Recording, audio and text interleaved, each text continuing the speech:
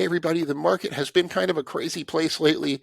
The president announced his tariff plan recently. The market was already down. It fell another 10% on the S&P 500 in just 2 days. And it seems like since that announcement, 5% moves up or down in a single day have become the norm. Who knows when the market's going to settle? I'm going to look at some of my favorite stocks to buy, even with the market kind of really turbulent right now. Before we dive in, please check out the link you see on your screen, fool.com/Frankel. Get the top 10 stocks to buy right now from the Motley Fool. It is the best way to support this work I'm doing on YouTube, and you can get some great investment ideas in addition to these I'm about to talk about. Again, fool.com/Frankel, and I will put that in the description of this video. So let me share my screen, and I want to emphasize that the market has been very volatile lately. So the prices and percentages and things like that you see on your screen might be a little different by the time you're watching this, but I can't imagine any scenario where in a few days the market goes back to even or anything. The Nasdaq is technically in a bear market until it reaches a new high. So right now the Nasdaq Composite Index is down 23% as I'm recording this from its recent highs. A drop of 20% or more from the highs is generally considered to be in a bear market. Again, we might not be down 20%, quite that much by the time you're watching this. We're still in a bear market for the Nasdaq officially. So this decline has created some interesting opportunities for patient investors who have money to put to work. So I'm going to go through, and here you can see my first one on your screen. I'm going to talk about 5 stocks that I think I would buy right now, regardless of what happens with the trade war, with if we hit a recession or anything like that. Number one is Amazon.com. Ticker symbol is AMZN. I've owned this one for quite some time.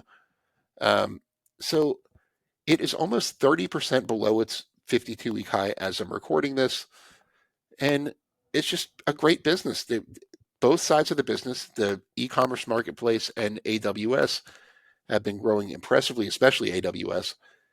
It's beaten down because for a few reasons, but one of them is because it has a lot of imported products on its site. I know that when, a lot of times when my wife or I will order something from Amazon, a package from another country shows up. But it is still a dominant player in 2 growing industries. On the e-commerce side, e-commerce still only makes up about 15% of U.S. retail. And on the AWS side, the cloud computing market just overall is expected to about quadruple over the next decade. So there's a lot to like here. And CEO Andy Jassy has been really focused on efficiency and margins, and it's paying off. I think on weakness, this is a very good buy for long-term investors. And it's one that I'm planning on adding to if these prices hold out. Number 2, and this is the most recent addition to my portfolio, AMD, Advanced Micro Devices. It's usually best known by its abbreviation AMD. This is a really impressive business. In not that long, it kind of has gone from the PC CPU maker that if you don't want an Intel processor, that's what you have to get, into a serious player in the chip making race. It's lost over half of its value from its 52-week high. AI investment worries have kind of taken a hit on the stock. The data center business, it's a distant second in data center CPU GPUs to NVIDIA, but being second to NVIDIA, there's really no shame in that. It's still a big part of its business. It's growing very rapidly. It's been gaining share on Intel in the PC laptop market for years and years now. It is a leader in gaming chips that have a lot of promise. It produces chips for a bunch of other applications. Autonomous vehicles is a big one that AMD is one of the leaders in. A lot of growth opportunities going forward, and it trades for less than 20 times forward earnings as I'm recording this. So I am not usually a tech investor. There's very few tech stocks in my portfolio. This is one that is starting to look like a value stock in a lot of ways, and I think is one that I'll be glad I bought in a few years. Number 3, one that I've wanted to own for a while now but never really pulled the trigger on, is Airbnb. Ticker symbol is ABNB. 37% below its 52-week high. Again, that'll probably change by the time you see this. It'll probably still be significantly down. So travel demand has remained pretty strong in a difficult consumer spending environment. Airbnb is still growing pretty nicely. Over 5 million hosts and 8 million properties are on its platform now. Still sees a big opportunity, especially in international markets. Airbnb is in 220 countries around the world. Most of its revenue comes from 5 of them. So big international opportunities. Big, strong balance sheet right now. About $8 billion of net cash. And that's in addition to the more than $5 billion it's holding on behalf of its hosts that it gets interest income from. It's buying back stock pretty aggressively. Over $3 billion of buyback authorization remains, and I think they're going to end up taking advantage of that if this weakness holds out. Great margins, highly profitable business because it's a very capital light business, really strong cash flow. And for this dominant business that has a lot of room to grow and is growing very fast and is really profitable, I think 24 times forward earnings is a totally reasonable price to pay. One that I have on my watch list right now. Number 4, this is another rare tech stock you'll find in my portfolio. And this is really, for me, it's like a Peter Lynch invest in what you know type investment. I have small children. I see how much them and all their friends are, all in on Roblox. Roblox is doing a great job of, branching out from their traditional young kids that have used their platform, and are really the closest thing to a true metaverse company that you can invest in, other than meta platforms, I guess you'd say. Ticker symbol RBLX. They're 32% below the highs.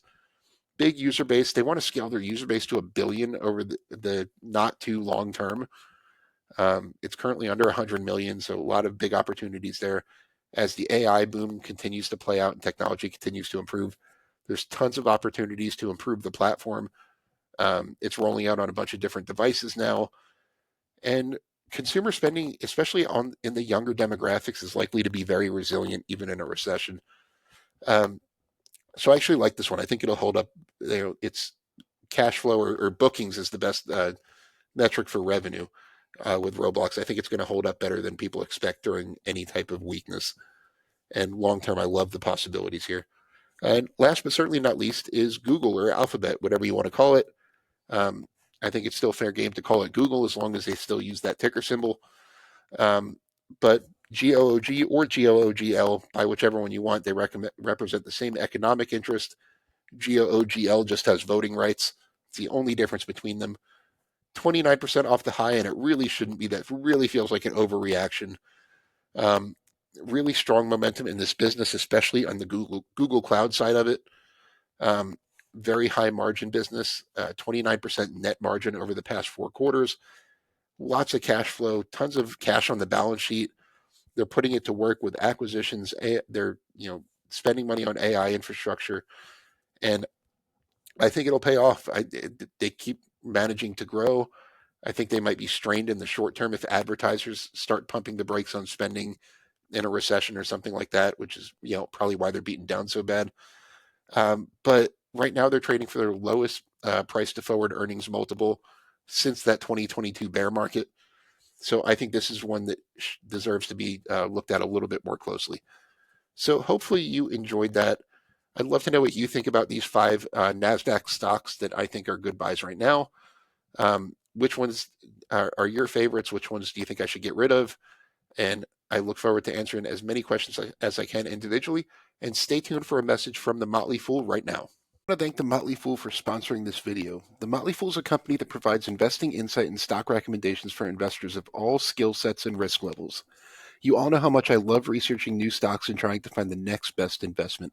So I'm proud to partner with the Motley Fool to bring you 10 stock picks from their popular product, Stock Advisor. Stock Advisor has beaten the market by more than 5 times. Go to fool.com/Frankel to get your 10 stock picks now. The Motley Fool Stock Advisor returns are 914% as of January 7th, 2025, and are measured against the S&P 500 returns of 174% as of January 7th, 2025.